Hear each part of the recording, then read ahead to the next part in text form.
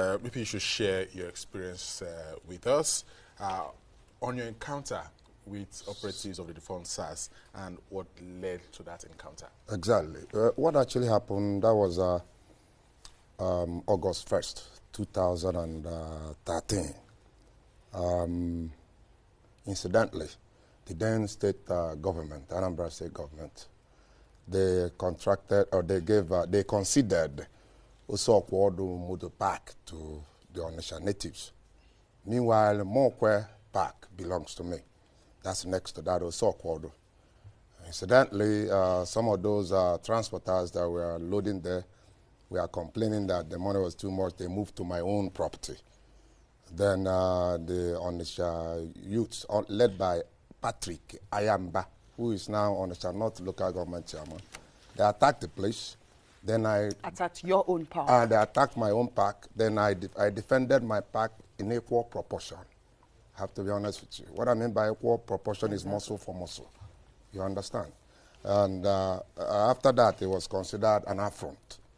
An affront in the sense that I challenged the power that be. From there, 2 weeks after that, a lodger who happens to be later discovered to be an Onitsha native lodged in my hotel and planted two rotten skulls with 2 rusted guns all in one bag in room 107. He lodged on that night, the day before August 1st. Before 7:30, Sars has surrendered my building. Sars up to 100 crowd all over the place. I was at the hotel. My manager, who is now a PhD philosophy, was running the hotel and sustaining his education program at the time. So they surrendered the hotel. I was there because I have a hotel in Lagos. So I came, as a matter of fact, a week before that instead. I came back to the East.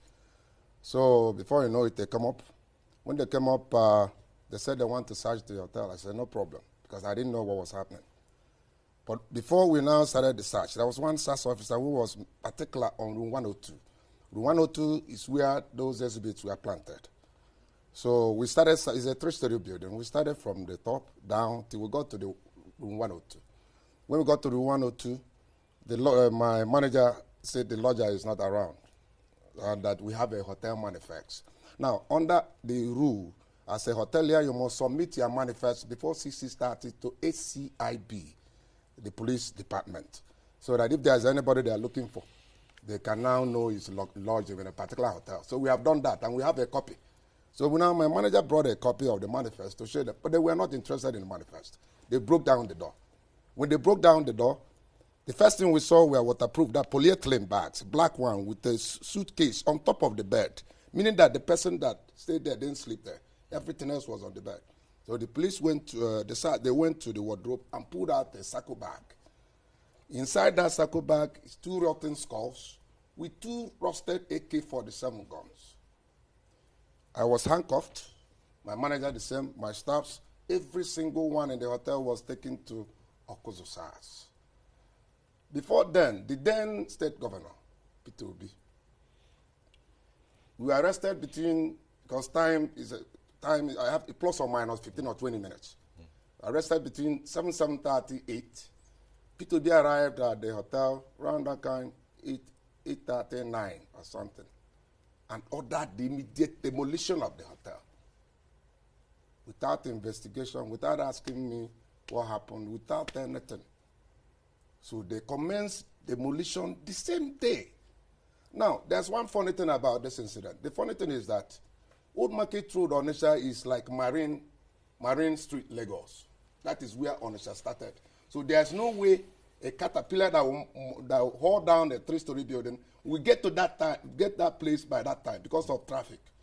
So it must mean that this whole thing was understood to be how it's going to happen. And additionally, payment for the demolition of my hotel was made 2 days before the actual arrest and subsequent demolition of the hotel. How do you have that information? I have information because, one, is that he really is a friend of mine in a way, and a very close friend. He being? The person that demolished my hotel. You're talking of former governor? No, I'm not.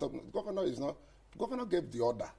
I'm talking about the person that was giving the contract. Okay. He's a friend and a friend of the governor. Okay. But by virtue of how my wife was called, he doesn't want to be drawn into, you know what I'm saying? Yeah, but my staff, all those, because I have other properties there. So my staff saw him, you know, I'm aware, but I'd rather not mention his name because my wife begged me not to. He doesn't want to be drawn into the mess. But let me just take it from this way.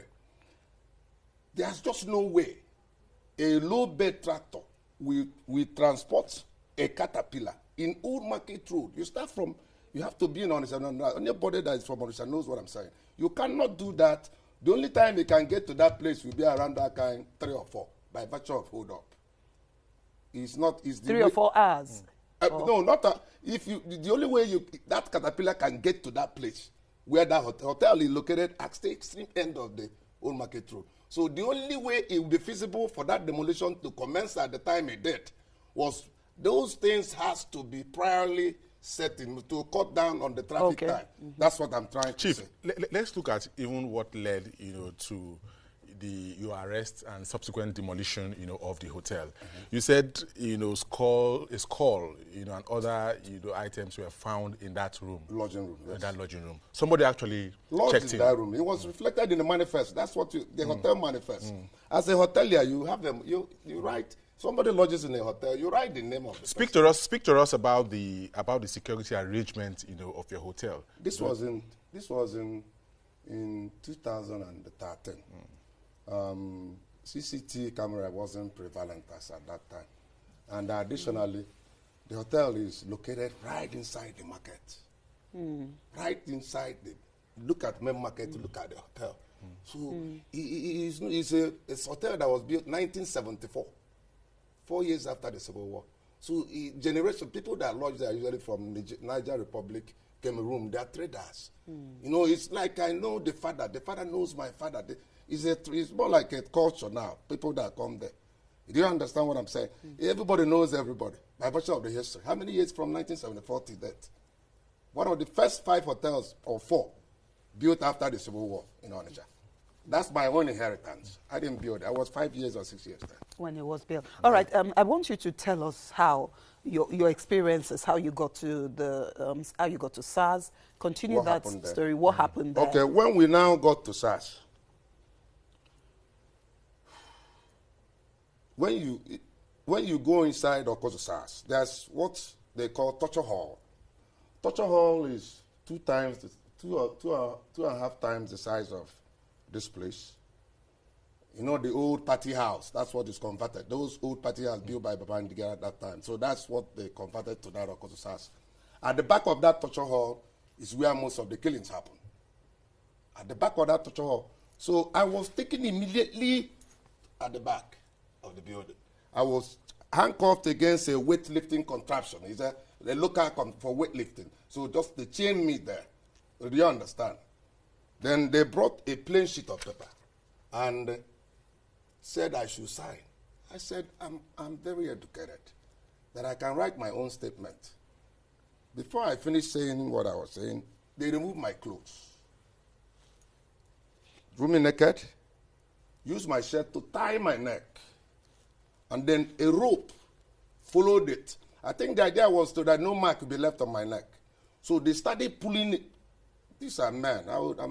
I'm quite aged. So they started pulling from both sides. Then I was gone. You passed out? I passed out. They now use my thumbprint with my level of education. Inserted on that statement they prepared. They inserted my thumbprint. By my own standard of education, I consider James Nwafo comprehensively illiterate by every standard. Now, he signs his own signature while I thumbprint my own. Does it make sense? Now, that explains in the case, as case went on, there are 2 statements. The one with the thumbprint and the one when the case, because eventually the case backfired. Because as I'm talking to you today, there is no complainant after 7 years. No complainant has come and said, I did this, I did that. Till date, every attempt to manufacture a complainant collapsed. A complainant against you? Because after the torture, when I woke up from that torture, I found myself in where they call cell 5. Cell 5 is what they call at Awkuzu as condemned cell. That's where people that are going to die at any point in time is kept. I was there for 5-6 days. I did no food. Then bucket of water. They give us bucket of water. From there, you drink water. We're up to 40 or 40 something in a congested, very dirty place. We stayed there. I did not eat for 4 days, plus my neck. I'm even wondering why they gave you, a plain paper to sign. Did you ask to speak with your lawyer in the course of the altercation? When you go into Awkuzu Sars, you don't have such prerogative. You don't have any rights. This is a place where James Nwafor will look you in the face, even your lawyer, and tell him he has traveled the person. Do you know what traveling means? Traveling means he has killed the person. And that if you take... You heard him say these words? Oh, it's a common... Go to Anambra State and SARS. I mean, it's a routine because he was enjoying a latitude. And that's what I will come after. He was enjoying it. There was, for a police officer to open his mouth and tell you, he told my wife that. My wife is a lawyer. Nwafor told my wife that if he wants to kill me, he can kill me and nothing will happen. That's what he told my wife. So it's not something. The only way a police officer will open his mouth and say that is if he's enjoying an official latitude, official cover. There's no way a police officer would, because you know the danger of saying that. But he says that to a lawyer, and in fact, if he kills you, he writes you off as an armed robber or masob or kidnapper. And the system will accept that. So what happened after you got into cell 5? When I got into cell 5, then, on the 5th day, CSP Sondobe, who is the second in command to James Nwafor, opened. But before then, on the second night of my staying at that cell 5, 17 people were called out and summarily executed. You saw this? I'm not wearing a mask. Let me remove my glasses so you can see me clearly. I'm telling you that I witnessed it. I was in that. One of the boys that was killed was a second-year engineering student at Futo, an only son. This only son, instantly, he was calling me uncle because he was next to me. That's the way you sit in that dirty place. He said he's an only son, that the father is dead, and that the uncle, who has money in Lagos, wanted to take the land which their grandfather gave, so he gave up a fight. Petition was written against him as a kidnapper. He was one of the 17 people that was killed. Look, when that gun was I lost my consciousness. I ceased to have conscience in me as a person. I hated that James with passion. Because that boy was at almost the same age as my first son. I hated that man with passion. I died that very day. Every Nemo, Nemo, Nemo. That's all you could hear. I was there, not I was at the back. Right? Somebody, your name, okay, John, come out. You better come out. I was there. So you say people were primarily executed? Look, extrajudicial. I've said this, I've maintained this. It's not only the atrocity. It's not only, this, as you can see here, is a 25-page addendum of atrocities that happened at Sars while I was there, under affidavit. Remind us again, what year this happened? 2013, during the time then state government, Anambra state government, issued shoot-aside order against Masob. That was really what gave James Nwafor the latitude to kill at will and rationalizes under that blanket instruction of shoot-aside. All right. Yes. Tell us how you eventually escaped death in that cell, and how did the CSP James Nwafor eventually discover that there were irregularities in your detention? Now, what actually happened is, even on that very day I was tortured, the deputy looked at the exhibit. He's from Benue State. He looked at it and stood up, asked some questions about the manifest. He turned around and said to Nwafor, "This looks like Mago." So he didn't give any cooperation in that matter. He said to James, that very day I was being tortured, he looked at it, he said, why would they put all these things in one bag? He used a hunter narrative, a hunter that goes and catches a prey. How would you put your prey with the gun? There's a way he analyzed it. So he looked at the skull. The skull is around 2 years old. What is a skull, a rotten skull? If you are putting the gun with the skull, does it mean you're not going to use the gun again? Someone also stayed in that room. Was there no question asked as to who was the occupant of the room at the time. No, that wasn't what the job. The job was to cut me to size. The investigation was never factored into the equation at all. And you relate this to the incident that happened at your park? Oh, that is exactly what happened. That is the genesis of my predicament. That is the summation of my predicament. But I want to take on your question. You asked me, on that 5th day, now, the door, they just opened. If you stay, God, they knocked and then called my name out. I came out. I have not eaten for 4 or 5 days. Only bread, no energy. He asked me, what do I want to eat? I said, anything. He bought me more stuff. Who bought you more? The CSP, but that deputy who said this thing is mago from day one. That's Sunday Okpe. Yeah, Sunday Okpe. So he bought me more and bread, and I took it. He then removed me and put me where they call cell 1. Cell 1 is a little congested still, but a lot better than the other hell. From that time, I was able to see my wife. From seeing my wife... Sorry, at this time you have stayed how long? I have not seen no, they are not allowed to see anybody. No, but you've been in their detention for how long at the time you were moved to cell 1? I've been around 5, 6 days. Okay. When they moved me to cell 1, after some days, my wife came with my lawyer, Professor Namo Menweke, my lawyer. Under a lot of pressure from my townspeople, from my wife, who mobilized up to 40 lawyers to stand for me, coupled with my surname, because my surname is not, is another name in the town. So it was instrumental, particularly my town people and my friends. So when they now called me out, I started enjoying the latitude. I was no longer, I became free at Awkuzu Sars. I became very free. That's why I'm able to study them and be able to write this. I became very free because there was no complainant. Charging me to court is a problem. If you charge me to court, who is the complainant? Releasing me is a problem. If you release me, how does the state government explain the demolition of the hotel? You see the dilemma? And so now it's a matter of trying to placate. Then one for now, after 2 weeks, still no complainant. Till date, one for now called my wife. CSU. I told my wife, let her convince me to let what, use the word, let what died, what beat you in the night to be mosquito. That after all, that I have so many properties. And that this, at least, that I'm alive. My wife now told them, look, the man she's married won't understand that. So when my wife came and told me that, I refused. I said, no, I want to understand the basis of this, my predicament. 3 weeks, no complainant. 4 weeks, no complainant. Still in detention? Still in that Awkuzu side. I told you the problem is that releasing me is a problem. Yes, because, I get that. Then charging me to court, who is the complainant?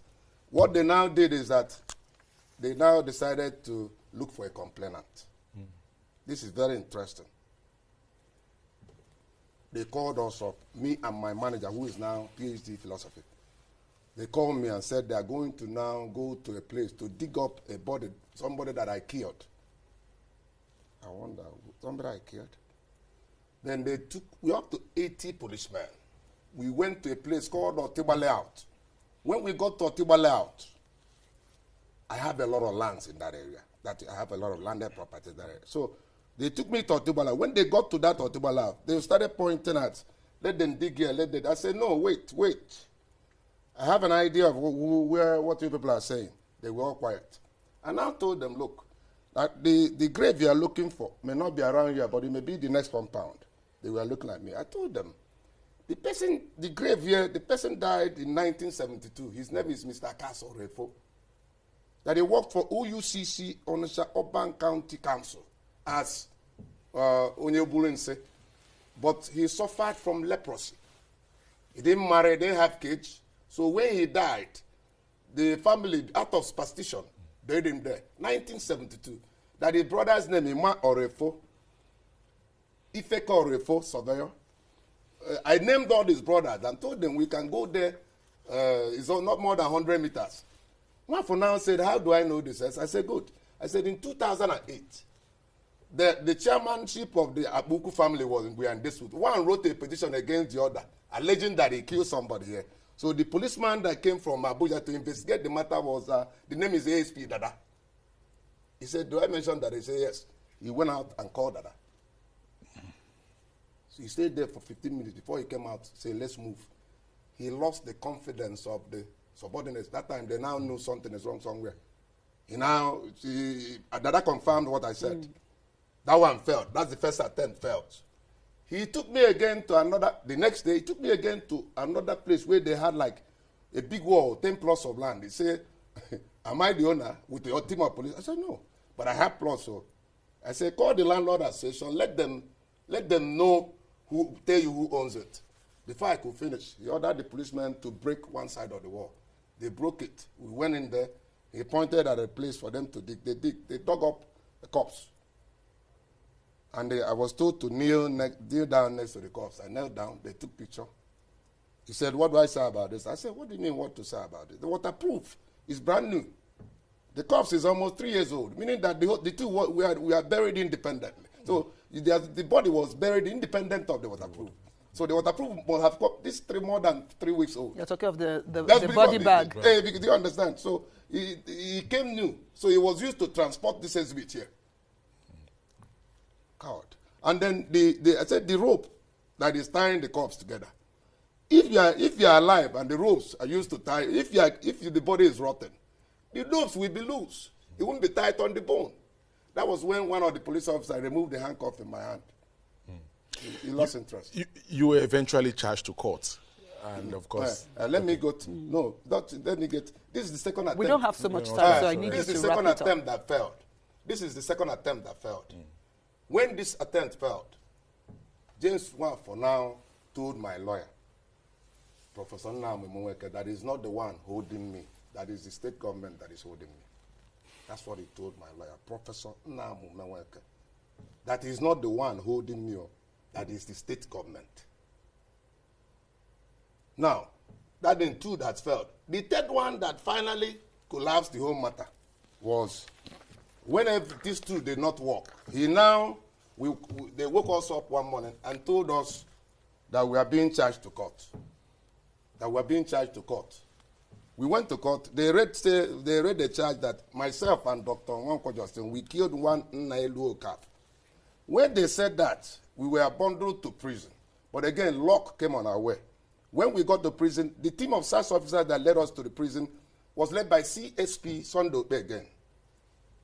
Now, as he dropped us off, he went to the controller of prison, DCP A.A. Ndupu, who was the controller of prison, and told him, look, these people didn't do anything. No. It's the state government that has interest. That's what he told him. So the man, this should be how he handled us. The man now called me the next 2 days and told me that and gave us latitude. The latitude he gave us enabled us to trace somebody who knew the person that we supposedly killed. The person now informed us that the person that we supposedly killed was arrested by Nwafo, April 29. Which year? That same 2013, as a Masob member. He was the head of Masob as Silas was fed. So since he arrested him, they have not seen him. So he gave us the address of the mother, the father, the relations, the town. Then what I did, we called our staff outside. They went to that town, traced the woman, have her on tape, got Noprin, Okechukwu of Noprin was involved, and Meko Dogo was involved. All these media people, they went and confirmed the whole thing was in a tape. Then the woman now, under help, now averred an affidavit confirming that it was Sars, that she herself was going for Sars to release the son. But let them provide the bail bond with which they released him. My incident happened in August, that one April 29. Let them produce the bail bond that they released him before somebody else killed him. So DPP threw away the matter from there. The police ran away. Government ran away. Till date, they keep running. No complainant, for 7.5, no complainant. How did you get out of... After the thing got thrown off now, you were released. Holding me. That is it. All right. You have petitioned the Judicial Panel of Inquiry, currently probing police brutality and other forms of misconduct by the defunct FSAS. in Anambra State. That's correct. Yeah. So what are your demands? Before I go for that, my demand, let me reference an incident. Yesterday I watched on Arise, the then governor of Anambra State made mention of saving my life. He saved my life. I'm grateful because he really, I have been saying it, he saved my life. I'm grateful. The reason he saved my life, though, is because he called James Nwafo and told him nothing should happen to me. That is the truth. He, the second day, but I would have died the first day. But the second day, he personally called Nwafo that nothing should happen to me. What that establishes is that Peter, he communicates with Nwafo. And if he now says nothing should happen to me, it means he knows that something happens there. Otherwise, he wouldn't tell somebody nothing should happen to him if you do not know that something happens there. That's what it is. So as for what you're saying, my own destination to, what is it, is that within the confinement of my sufferings at Awkuzu Sars, not because the damages to me is quantum, it's geometric. You understand? When you now factor in a 3-story building, the lost revenue for 7.5 years is much. But the only thing is, everything is not money. Sometimes all no matters. All I needed from the then state government, look, more, this was a mistake. How do we do this? That's all. How do we do this? It's not a matter of jumping, being chameleon all over the place. That's what it is. So what I'm asking them is for them to know what is proper within the confinements of their job portfolio, which is restricted to people that are victims of police brutality, not necessarily the collective liability that my case entails.